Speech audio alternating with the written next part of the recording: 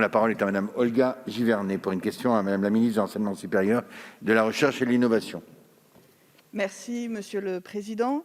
Ma question porte sur la protection des animaux utilisés à des fins scientifiques. Monsieur le ministre, la directive européenne 2010/63/UE prône le développement de méthodes alternatives permettant le remplacement progressif des animaux utilisés à des fins scientifiques.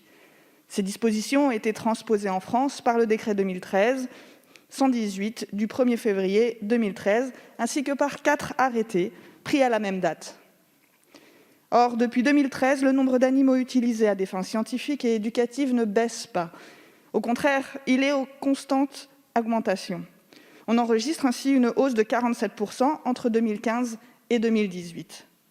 Si l'on exclut les animaux tués pour leurs tissus ou leurs organes et ceux qui servent à la création et au maintien des colonies d'animaux génétiquement modifiés, notre pays consomme environ 2 millions d'animaux chaque année. Monsieur le ministre, la morale d'une société se juge aussi à la façon dont les animaux y sont traités.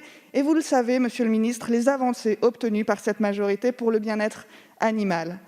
Cette question préoccupe les Françaises et les Français, notamment les jeunes générations, jusque dans mon département de l'Ain. Ce sont les élèves du lycée Lamartine à Belay qui ont porté ce sujet à mon attention. Pour réduire le plus possible le nombre d'animaux utilisés à des fins expérimentales, des méthodes de substitution existent. Elles doivent être appliquées.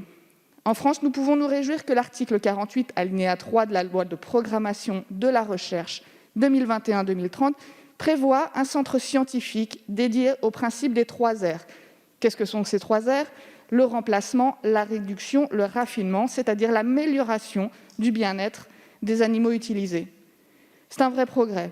Cependant, le texte reste peu précis, notamment sur la gouvernance et les moyens alloués, ainsi que sur la nature et l'ambition des objectifs poursuivis.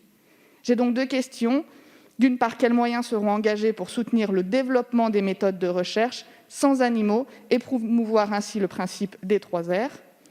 D'autre part, dans quelle mesure les organisations non gouvernementales seront associées à la conception de la stratégie française de développement de méthodes alternatives permettant le remplacement des animaux utilisés à des fins scientifiques ? Je vous remercie.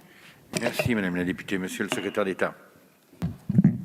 Merci Monsieur le Président, Mesdames et Messieurs les députés, Madame la députée Olga Givernet. Effectivement, vous évoquez donc les méthodes de recherche sans animaux et également la promotion du principe des 3 R, remplacer, réduire, raffiner.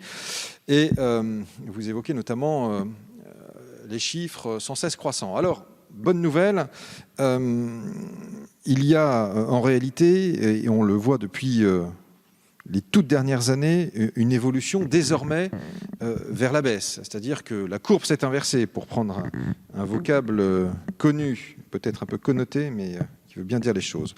En effet, il s'établit désormais à 27 000 utilisations pour l'année 2020, s'agissant du nombre d'animaux utilisés à des fins d'enseignement ou de formation. Ça veut dire qu'on est revenu en dessous du chiffre de 2015, qui était de 28 000, alors que ça avait grimpé jusqu'à 41 000 en 2018. Donc vous voyez que c'est encourageant. De la même façon, si on prend l'ensemble des domaines d'utilisation d'animaux à des fins scientifiques, et pas seulement l'enseignement et la formation, qui est plus marginal en effectif, on constate là aussi une baisse désormais, puisque nous sommes passés de 1 900 000 en 2015, utilisation, à 1 650 000 en 2020.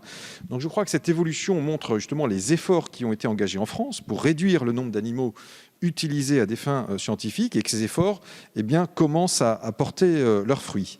Vous signaliez justement que la loi de programmation pour la recherche prévoit, grâce à un amendement parlementaire d'ailleurs, adopté ici à l'initiative de Fanette Charvier, la création d'un centre dédié à l'application de ce principe des 3 R.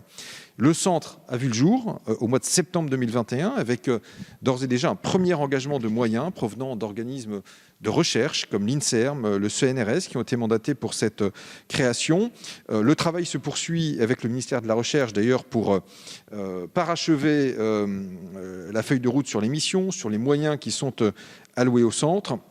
Et naturellement, les ONG qui sont impliquées dans le domaine ont pleinement vocation à être associées au centre et à contribuer en lui apportant leur expertise à la définition de ces grandes orientations stratégiques. Voilà les éléments, Madame la députée, que je pouvais apporter en réponse à votre préoccupation légitime et à celle également des jeunes du lycée Lamartine de Belley.